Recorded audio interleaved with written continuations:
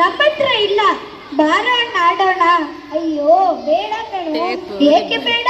ಏಕೆಂದ್ರೆ ಅವರು ಮೇಲ್ಜಾತಿ ಕಣೋ, ಬೇಡ. ಸರಿ, ನನಗೆ ತುಂಬಾ ದಾಹ ಆಗ್ತಾ ಇದೆ, ನೀರಾದ್ರೂ ಕಟ್ಸು ಬಾ. ಸರಿ ಬಾ, ನೀರು ಕೊಡಿ ಸ್ವಲ್ಪ. ಮುಟ್ಬೇಡ ಕಣೋ, ಬಾ ಹೀಗೆ ಕುಳಿತುಕೋ, ಕೈ ಚಾಚು, ಹೀಗೆ ಇವಾಗ ಕುಡಿ.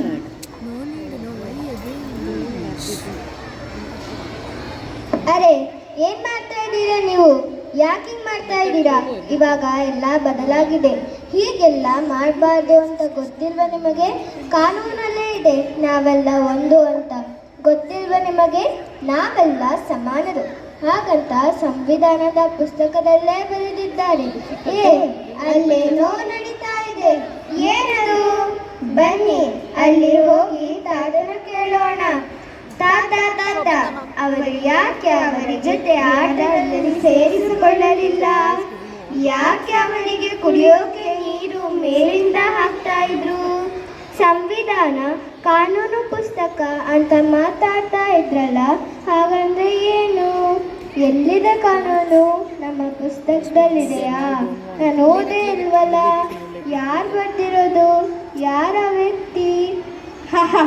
ಹೌದು ಮಗು, ಈ ಜಾತಿ ಪದ್ಧತಿ, ಮೇಲು ಕೀಲು, ಮಡಿ ಮೇಲಿಗೆ ಇಂತಹ ಅನಿಷ್ಟ ಪದ್ಧತಿಗಳು ಇದ್ದವು. ಆದರೆ ಇದೆಲ್ಲ ತಪ್ಪು. ನಾವೆಲ್ಲರೂ ಕಾನೂನಿನ ಮುಂದೆ ಸಮಾನರು. ನಾವೆಲ್ಲರೂ ಪ್ರೀತಿ, ಗೌರವದಿಂದ, ಒಗ್ಗಟ್ಟಿನಿಂದ ಬಾಳಬೇಕು ಎಂದು ಒಬ್ಬ ಮಹಾನ್ ವ್ಯಕ್ತಿ ಹೇಳಿಕೊಟ್ಟರು. ಅದೇ ಕಾನೂನು ಪುಸ್ತಕ. ಹಾಗಾದ್ರೆ ಆ ವ್ಯಕ್ತಿ ಯಾರು? ಆ ವ್ಯಕ್ತಿಯನ್ನು ತೋರಿಸಲು 5ನೇ ವರ್ಗದ ವಿದ್ಯಾರ್ಥಿಗಳನ್ನು ವೇದಿಕೆ ಮೇಲೆ ಬರಮಾಡಿಕೊಳ್ಳೋಣ.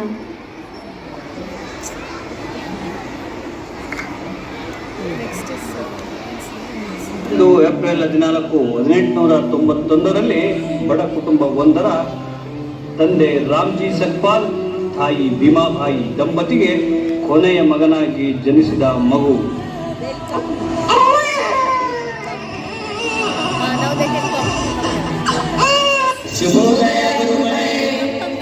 ಬನ್ನಿ ಮಕ್ಕಳೇ, ಈಗ ಎಲ್ಲರ ಹಾಜರಾತಿ ತಗೊಳ್ಳೋಣ. ಶ್ರೀನಿವಾಸ್ ಬಂದಿದ್ದೀನಿ ಗುರುಗಳೇ. ರಾಮು ಬಂದಿದ್ದೀನಿ ಗುರುಗಳೇ. ಶಿವಯ್ಯ ಬಂದಿದ್ದೀನಿ ಗುರುಗಳೇ. ಭೀಮ್ರ ಗುರುಗಳೇ, ಅವನು ಆಚೆ ಕಸ ಗುಡಿಸ್ತಾ ಇದ್ದಾನೆ. ಗುಡಿಸ್ಲಿ ಅವನು ಕಸ ಗುಡಿಸ್ತಾ ಅಲ್ಲೇ ಇರ್ಲಿ. ಈಗ ನಿನ್ನೆ ಪಾಠ ಮಾಡಿದ್ದು ನೆನಪಿದೆ ಏನ್ರಯ್ಯ? ಹಾಗಾದ್ರೆ ಹೇಳಿ. ಶ್ರೀನಿವಾಸ, ನೀ ಹೇಳು. ಶಿವನ ಧನಸ್ಸು ಮುರಿದವರು ಯಾರು? ಅಯ್ಯೋ, ನಾನಲ್ಲ ಗುರುಗಳೇ, ನಿಜವಾಗ್ಲು ಇಂಥ ಕೆಲಸ ಎಲ್ಲ ಮಾಡೋದು ಈ ಸಿದ್ದುಲೇ. ಅಯ್ಯೋ, ನಾನಲ್ಲ ಸರ್, ನಿಜವಾಗ್ಲು. ಸುಮ್ಮನೆ ಕೊಡ್ರು. ಶಿವನ ಧನಸ್ಸು ಮುರಿದದ್ದು ರಾಮ. ಅಯ್ಯೋ ಗುರುಗಳೇ, ನಿಜವಾಗ್ಲೂ ನಾನಲ್ಲ ಗುರುಗಳೇ. ಗುರುಗಳೇ, ಶಿವನ ಧನಸ್ಸಿನ ಹೆಸರು ಪಿನಾಕ. ಅದನ್ನು ಸೀತಾ ಸ್ವಯಂವರದಲ್ಲಿ ರಾಮ ಮುರಿದಿದ್ದು. ಇದು ವಾಲ್ಮೀಕಿ ಬರೆದ ರಾಮಾಯಣದಲ್ಲಿದೆ. ಶಭಾಷ್ ಕಣಯ್ಯ, ಇದೆಲ್ಲ ಹೇಗೆ ತಿಳ್ಕೊಂಡೆ? ಪುಸ್ತಕ ಓದಿ ತಿಳ್ಕೊಂಡಿದ್ದೀನಿ ಗುರುಗಳೇ. ದಯವಿಟ್ಟು ನನಗೂ ಈ ತರಗತಿಯಲ್ಲಿ ಕುಳಿತು ಪಾಠ ಕಲಿಯೋಕೆ ಅವಕಾಶ ಕೊಡಿ. ಆಗ್ಲಿ, ಕುಳಿತುಕೋ. ಗುರುಗಳೇ, ಅವನು ಕೆಳಜಾತಿಯವನು. ಅವನು ನಮ್ಮ ಜೊತೆ ನೋಡೋದು ಬೇಡ. ಹೌದು, ನೀನು ಕೆಳಗೆ ಕುಳಿತುಕೊಬ್ಬ. ನನಗೆ ತಯಾರಿಕೆ ಆಗಿದೆ, ನೀರು ಕುಡ್ತೀನಿ. ನೀನು ಈ ನೀರು ಮುಟ್ಟಬಾರದು. ನಾವು ಯಾಕೆ ಯಾರನ್ನು ಮುಟ್ಟಬಾರದು? ನಾವು ಯಾಕೆ ಎಲ್ಲರಂತೆ ಶಾಲೆಗೆ ಹೋಗಬಾರದು? ಯಾರು ಹೇಳಿದ್ದಾರೆ? ಇದೆಲ್ಲ ಯಾವ ಪುಸ್ತಕದಲ್ಲಿದೆ? ಇರುತ್ತೆ, ಯಾವುದಾದ್ರೂ ಪುಸ್ತಕದಲ್ಲಿ ಬರೆದಿರುತ್ತದೆ.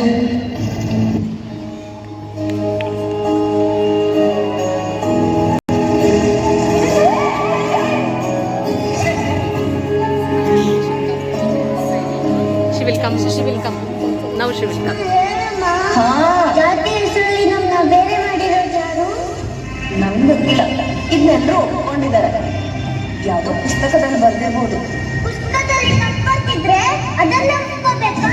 ಒಂದಿನ ನಾನೇ ಪುಸ್ತಕ ಬರೀತೀನಲ್ಲ, ಆಗ ಇದೆಲ್ಲ ಸರಿ ಮಾಡ್ತೀನಿ.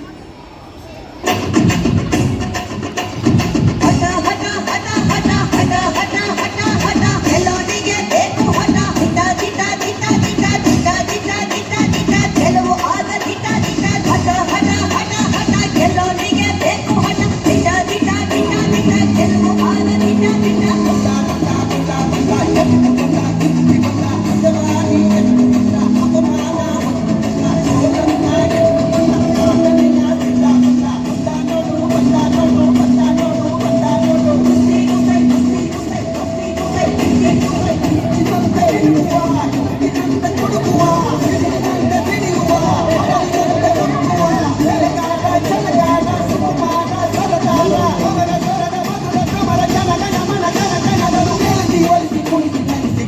ಮನಸ್ಸು ಬೆರೆಯುತ್ತಿರುವ ಯಾರಿವ ಯಾರಿವ ಯಾರಿವ ಯಾರಿವ ಯಾರಿವ ಯಾರಿವ.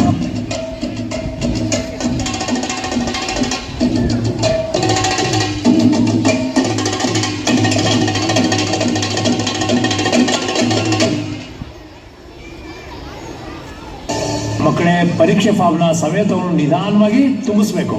ಮೊದಲನೇದಾಗಿ ನಿಮ್ಮ ಪೂರ್ಣ ಹೆಸರು. ಗುರುಗಳೇ, ಪೂರ್ತಿ ಹೆಸರೇನ್ ಬರೀಲಿ? ಭೀಮರಾವ್ ರಾಮ್ಜಿ ಸಕ್ಪಾಲ್ ಅಂಬಾವಾಡೇಕರ್ ಅಂತನ?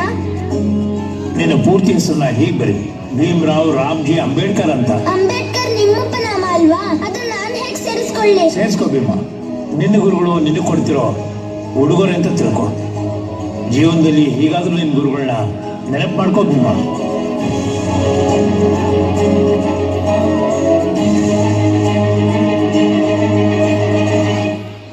ದುಡ್ಡು ಶಕ್ತಿ ಇದ್ರೆ ನ್ಯಾಯನೂ ಕೊಂಡ್ಕೋಬಹುದು. ಇವತ್ತೆಲ್ಲ ನಾಳೆ ಇಡೀ ವ್ಯವಸ್ಥೆನೆ ಬದಲಾಗತ್ತೆ. ಎಲ್ರಿಗೂ ನ್ಯಾಯ ಸಿಕ್ಕೇ ಸಿಗುತ್ತೆ.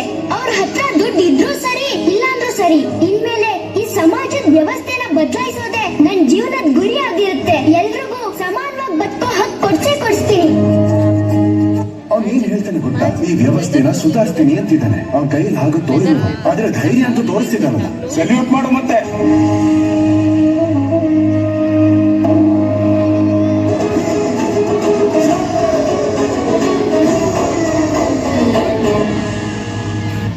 ಸಂವಿಧಾನ ರಚಿಸಲು ಡಾಕ್ಟರ್ BR ಅಂಬೇಡ್ಕರ್ ಅವರಿಗೆ ಅವಕಾಶ ಸಿಗುತ್ತದೆ.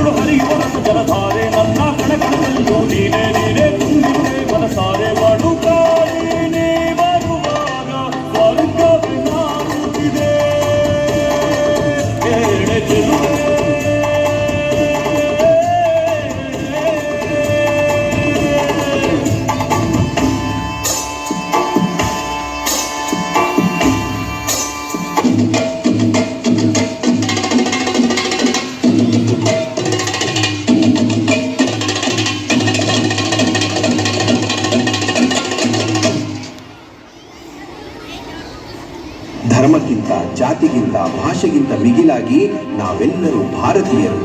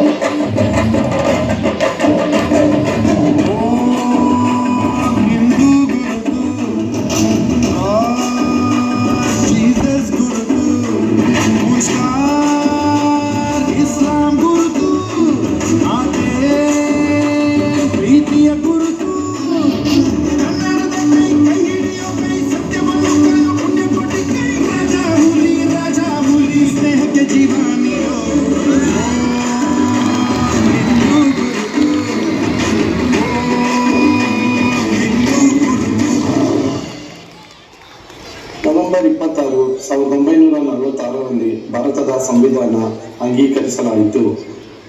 ನವೆಂಬರ್ 26ರಂದು ಸಂವಿಧಾನ ದಿನವಾಗಿ ಆಚರಿಸಲಾಗುತ್ತದೆ.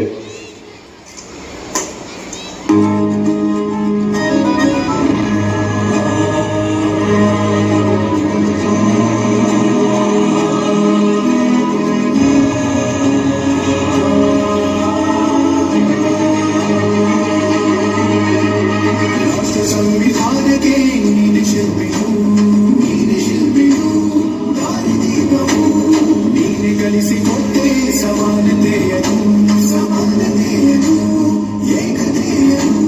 ರಾಷ್ಟ್ರ ಸಂವಿಧಾನಕ್ಕೆ ನೀನೆ ಶಿಲ್ಪಿಯು, ನೀನೆ ಕಲಿಸಿಕೊಟ್ಟೆ ಸಮಾನತೆಯನ್ನು. ನಿನ್ನ ಲೇಖನಿಯ ಬರಹ ದೇಶ ಗರ್ಜನೆ, ಕೂಡ ಭೀಮ ಗರ್ಜನೆ.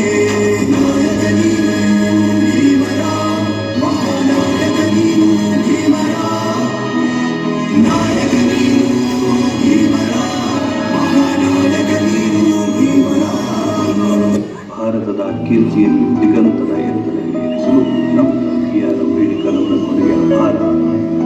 ತಮ್ಮ ಜ್ಞಾನದಿಂದ ಶೋಷಿತರ ದೀನದಲಿತರ ಪರವಾಗಿ ಅಷ್ಟೇ ಅಲ್ಲ, ಈ ನೆಲದಲ್ಲಿ ಬದುಕುವ ಪ್ರಾಣಿಗಳಿಗೂ ದಯೆ ತೋರಿಸಿರುವುದ ಮಹತ್ವ ಕೊಡುಗೆಯನ್ನು 2 ಸಾಲದು. ತನ್ನ ಜೀವಿತಾವಧಿಯ ಪರಮೋಚ್ಚ ಕ್ಷಣಗಳನ್ನು ಸಮಾಜಕ್ಕೋಸ್ಕರ ಮೀಸಲಿಟ್ಟಿರುವ ಈ ಮಹಾನ್ ವ್ಯಕ್ತಿಗೆ